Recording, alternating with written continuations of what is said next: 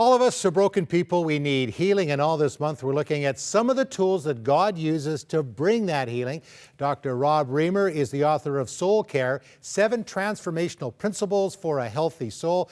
Today, Rob, we want to talk about self-awareness. How do we get there to know that we might even have a problem?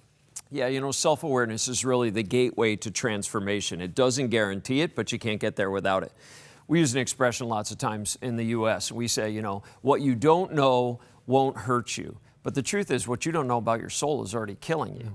So I think the primary tools to gaining self-awareness, one, I think sometimes God brings light into the dark places, and we need to stand in the light with God and others.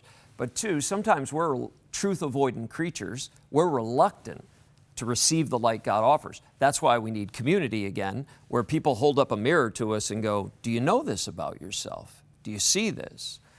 And then there's this place where I have to reflect on both of those occurrences, where God is speaking and through His Word, through His Spirit, and where people are talking to me. And then I need to take that inside with God in reflection and really draw near and figure out what's happening and why do I do what I do.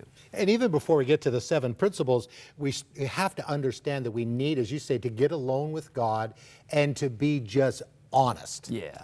And I think most life change really occurs alone with God, meaning at some point in the life change journey, there's this moment where you're alone with God and He brings revelation, whether through His Word, through someone else, through something someone said, through conflict, or through an illumination moment with the Holy Spirit. There's this moment where all of a sudden you see something and there's transformation. God is speaking to you. And that's where change often occurs. See, if we're sick physically, we go to the doctor. And we're diagnosed, you've got this issue, you need this operation, you need this medicine.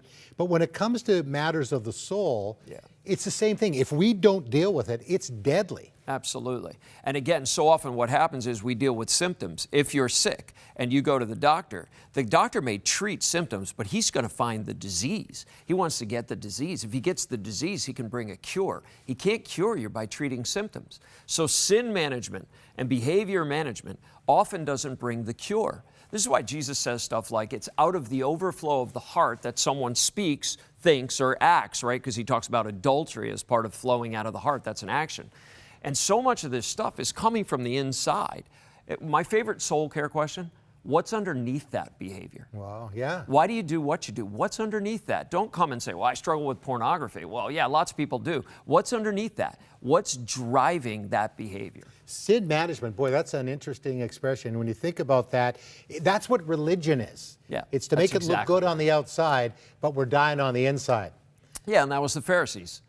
And they did the same thing. They were trying to clean, as Jesus says, the outside of the cup. Great. Okay.